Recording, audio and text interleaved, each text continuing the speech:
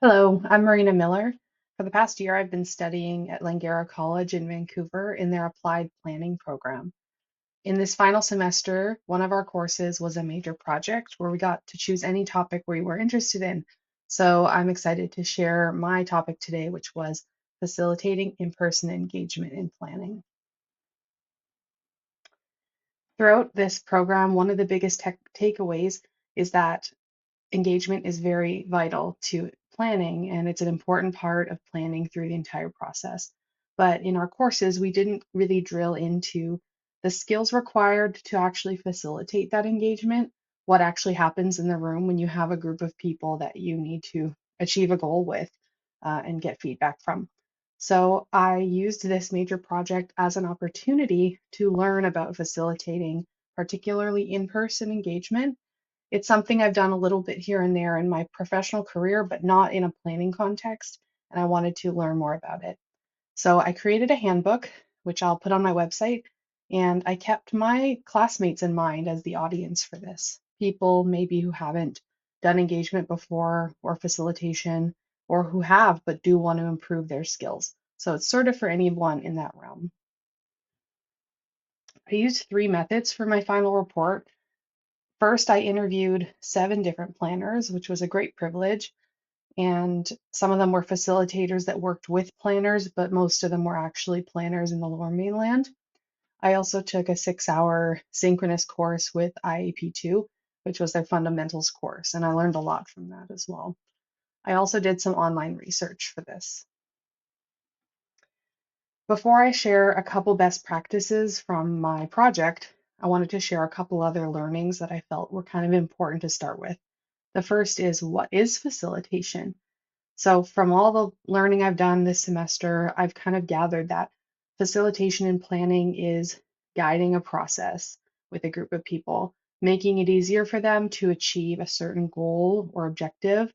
And in planning in particular, it's usually to advance the interests of the people in the room, whether that's to a decision maker or somewhere else.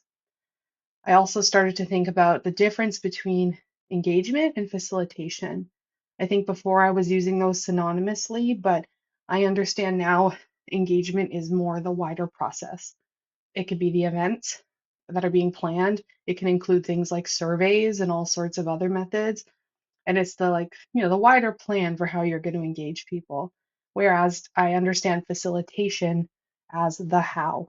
How are you going to actually execute these engagement, especially in person ones, where you do need a facilitator in the room. So it's the how rather than the umbrella kind of plan. So I included over 20 best practices in my handbook, but I'll just share a couple that stood out to me in the time that I have. The first one is body language and position. Body language and the way we move and present ourselves communicates a lot to the people in a room when you're a facilitator.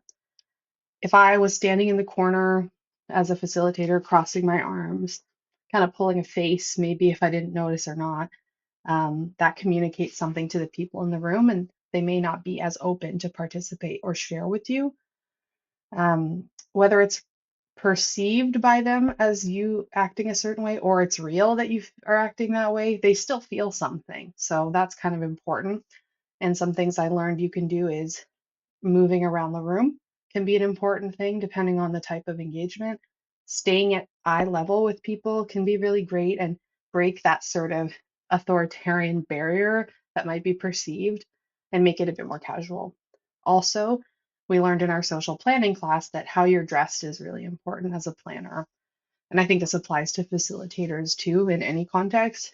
Um, the way you're dressed communicates something. So understand who your audience is, and a blazer and slacks might not be as appropriate to make it a comfortable environment in some audiences as it would in others. From one of my interviews, I got a great anecdote. This interviewee works with university students a lot, and she finds that when she moves around the room and even holds a coffee cup, that actually breaks down barriers a lot and they're more open to her. So I thought that was really interesting. The second one, I combined a couple best practices. So options to participate and different thinking styles. So really the premise of this is that we don't all think the same. Anyone watching this, we don't all think the same. And this accounts for people in a group in an engagement session as well. For example, I prefer it if I have a minute or even 30 seconds to think about an answer if I'm going to be answering verbally to a question, rather than thinking off the top of my head. Sometimes I get really flustered. So, as a facilitator, providing options for how people can participate and making room for those thinking styles can be really beneficial. And it's also an accessibility concern as well and a consideration. So, being aware of what's going on in the room is really key. And I have a great example of that. One of my interviewees shared an anecdote that during an engagement that they were facilitating, one person in the room wasn't writing on sticky notes when everybody else was. So she decided to go up to that participant and ask kindly, hey, would you like me to transcribe your thoughts for you? Just let me know. You could say it verbally and I could just write it down for you. And that person appreciated that offer and then were able to meaningfully participate where they wouldn't have otherwise. The third and final example I have is around safe and brave spaces. And I want to give a shout out to my advisor, Carolyn, who brought this up. And I thought it was a great perspective. So we hear the phrase safe space a lot. And I think it's kind of become a bit of a buzzword and people don't actually know what that means. And sometimes a planner or an engagement planner might project that onto the space and say, okay, we've set this up in a certain way. This is a safe space, where really you cannot dictate that. You can't dictate what someone in the room is going to feel. Do they feel safe? That you can't tell them they feel safe. That's up to them. That's how they feel. So you can't control if it's a safe space or not in reality, but you can, as a facilitator, do your best to make it a safe place to be. Do try your best to set it up in that way. But in another perspective, you could think of it as making it an environment where participants feel brave enough to participate. And I think that's a really cool way to look at it because in these, engagement sessions, sometimes you're having uncomfortable conversations, but discomfort is not the same thing as safety. And you can have a safe space, but also have difficult conversations. So I think those are important to distinguish. Before I wrap up, I wanted to share a personal lens to this. So I've been in the communications field working as a professional for over 5 years before coming into this planning program. And one of the through lines that's come up many times in this program, or that I've just noticed myself, is communications principles and planning are super tightly linked, but people don't often click those two things together.